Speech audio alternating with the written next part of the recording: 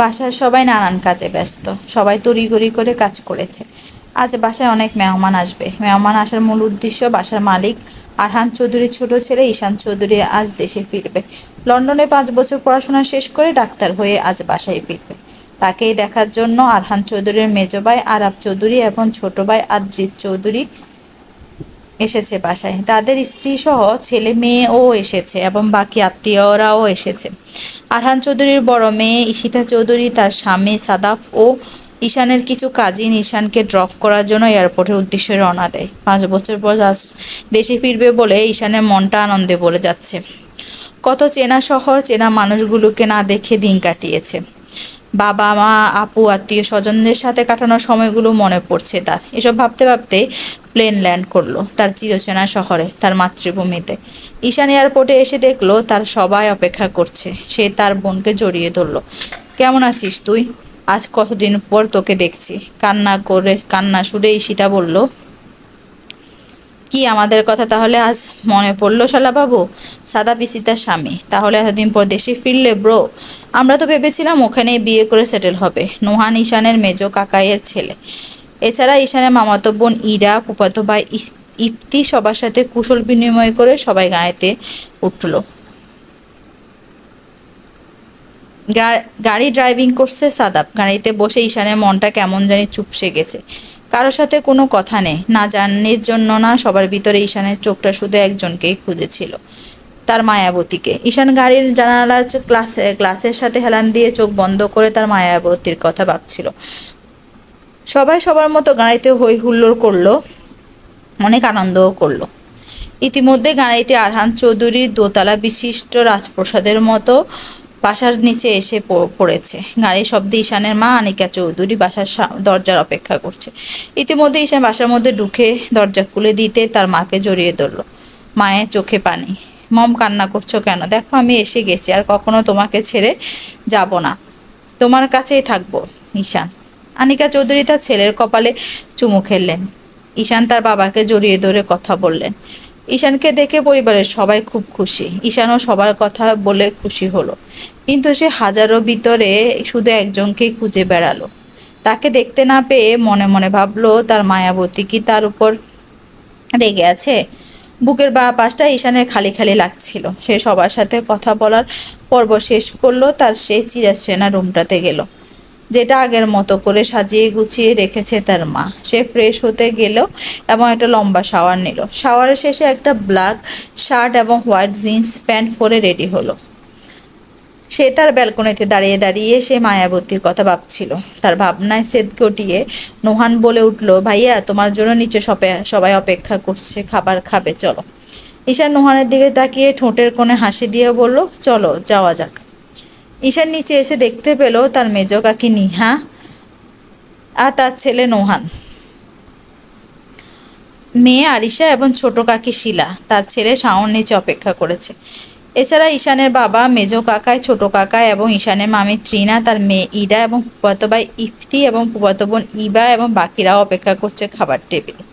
এরই মাঝে ঈশানের বাবা বলে উঠল, সবাইকে দেখছি, কিন্তু অনেকক্ষণ থেকেই আমার রিজিতা মামনিকে দেখছি না। আমার মামনি কোথায়? রিজিতাটার নাম শুনে ঈশানের বুকের মধ্যে মোচড় দিয়ে উঠল। পরেক্ষণে আরিশা বলে উঠল, আমি রিজিতাকে ডেকে নিয়ে আসছি। এই বলে আরিশা সিঁড়ি দিয়ে উপরে হাঁটা ধরল।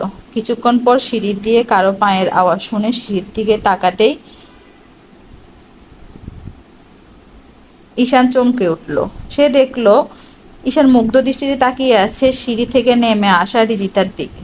টানা টানা কাজল, কালো চোখ, ঠোঁটে হালকা লিপস্টিক, মায়াবরা মুখ, তার ঠোঁটে কিঞ্চিত হাসি, বেশ লম্বা ঘন কালো কেশ। ব্ল্যাক 3 পিস পরা রমণী এসে খাবার টেবিলে তার রিজিতার বাবার পাশেই চেয়ারে বসে পড়ল। মামুনি, কই ছিলে তুমি? আদ্রিত চৌধুরী, পাপা আমি তো ঈশিতার আপুর রুমে ছিলাম। রিজিতা, আদ্রিত চৌধুরীর একমাত্র মেয়ে রিজিতা, তার কলিজার টুকরো। মেয়েকে না দেখলে পাগল হবার উপক্রম। সব কিছুতে সবার আগে মেয়ের খোঁজ নিবে সে। যাই হোক, পরবর্তীতে খাবার টেবিলে সবাই টুকটাক কথা বলে খাবার শেষ করল। খাবার শেষ করে যে যার মতো উপরে ঘরে চলে গেল। সন্ধ্যার আকাশ। কিরে শালা বাবু, আকাশের পানে তাকিয়ে কার কথা ভাবছিস? ছাদের রেলিং ধরে দাঁড়িয়ে থাকা শাওনকে পিছন থেকে বলল ঈশান। শাওন ঈশানের দিকে তাকিয়ে ঠোঁটের কোণে হাসি দিয়ে বলল, ও তুই এখানে আয়।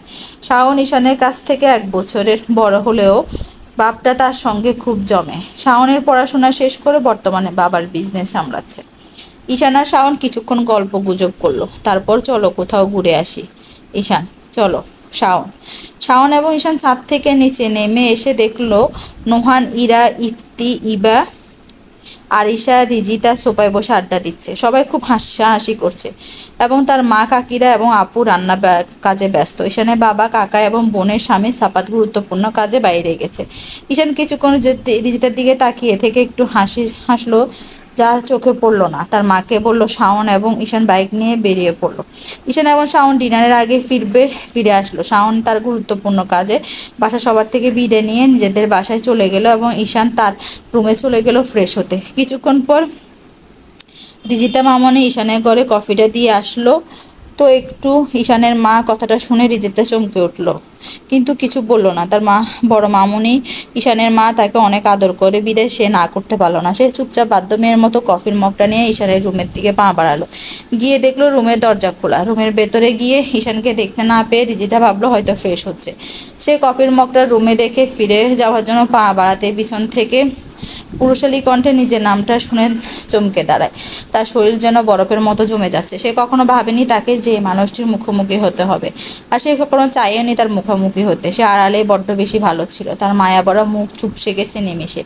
তার টান টান কাজল পড়া চোখগুলো ইতিমধ্যে জলে ভিজে একাকার। তার ভাবনা ছেদ ঘটিয়ে তার কাঁধে পুরুষালী হাতে স্পর্শ পেয়ে চমকে ওঠে রিজিতা। সে পিছনে ফিরে তাকাতে দেখে রিজিতা পিছনে ফিরে তাকাতে দেখে সে কেউ না। ঈশান একে অপরের দিকে তাকিয়ে থাকে কিছুক্ষণ। পুরো রুমটা নীরব। মানুষগুলো পিনপিন নীরবতা পালন করছে। রিজিতা ভাবনা ছেদ করে তখনই ঈশান হাত দিয়ে তার চোখের পানিগুলো মুছে দিচ্ছিল। চোখের পানি মুছতে যেয়ে ঈশান তার ব্যালকনিতে গ্রিল ধরে দাঁড়িয়ে থাকে। রিজিতা তার জায়গাতে স্থির হয়ে দাঁড়িয়ে থাকে। রিজিতা আর ঈশানের মাঝে দূরত্ব কিছুটা অল্প।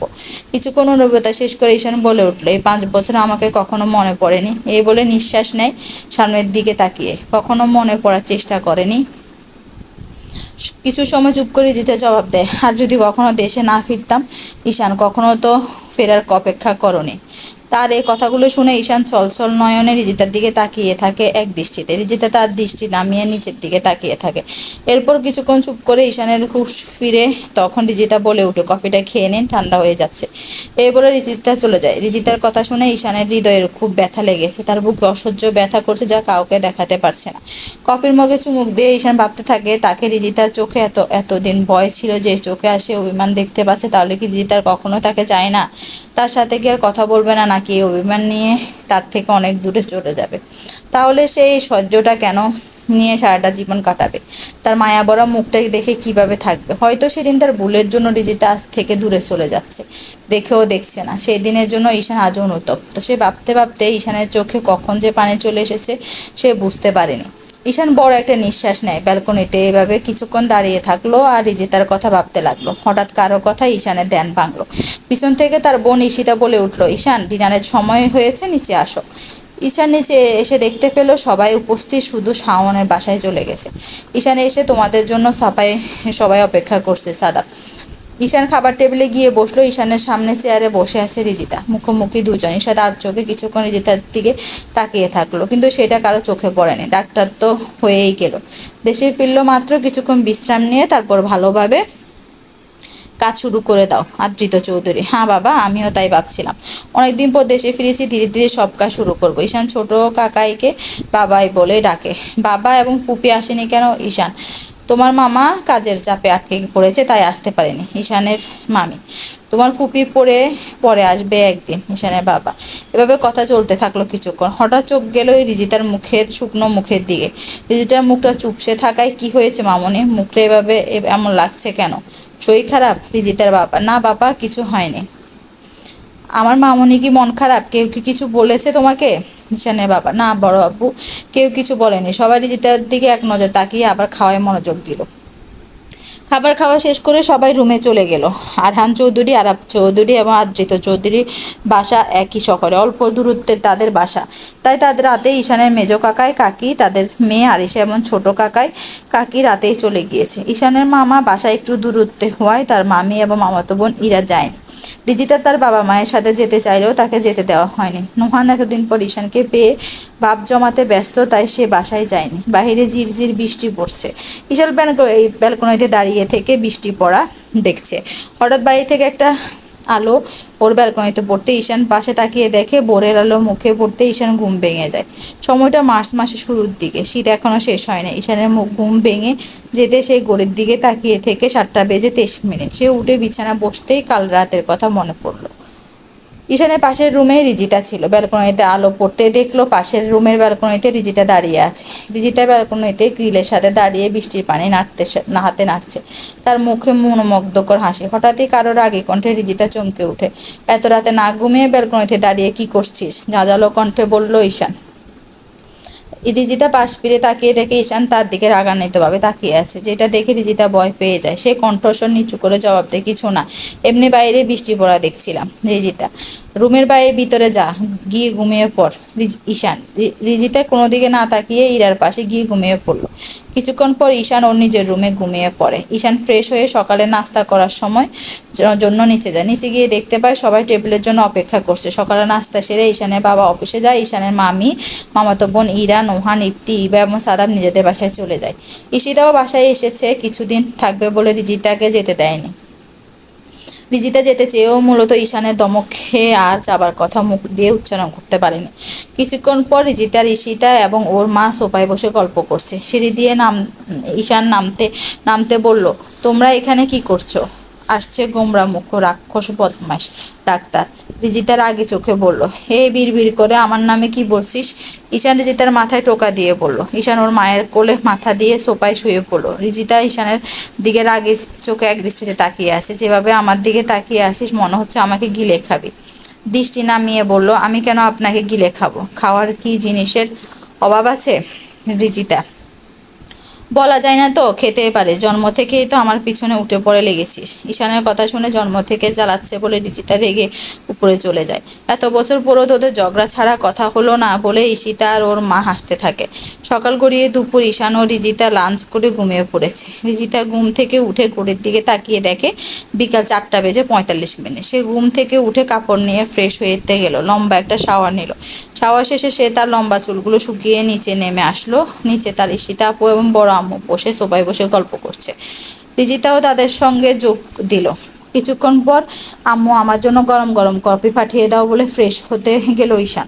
বড় আম্মু তুমি এখানে বসো, আমি বানিয়ে দিচ্ছি, এই বলে সে কিচেনে গেল। রিজিতা কফি বানানো শেষ করে এসে তার বড় আম্মুকে দেখতে না পেয়ে ফোনে কথা বলতে থাকা ঈশিতাকে জিজ্ঞেস করলো, আম্মু উপরে রুমে গেছে কি যেন একটা প্রয়োজনে, কফি তুমি দিয়ে এসো। ঈশিতা সে বড় আম্মুর কথা ফেলতে পারবে না, তাই নিজে ঈশানের রুমে কফি নিয়ে গেল। গিয়ে রিজিতা লজ্জায় কফির মগটা নিয়ে মুখ উল্টার দিকে ঘুরে বলল, আপনার কি একটু কমন সেন্স নাই? এভাবে রুমের ভেতর টাওয়ার ফোরে ঘুরে বেড়াচ্ছেন?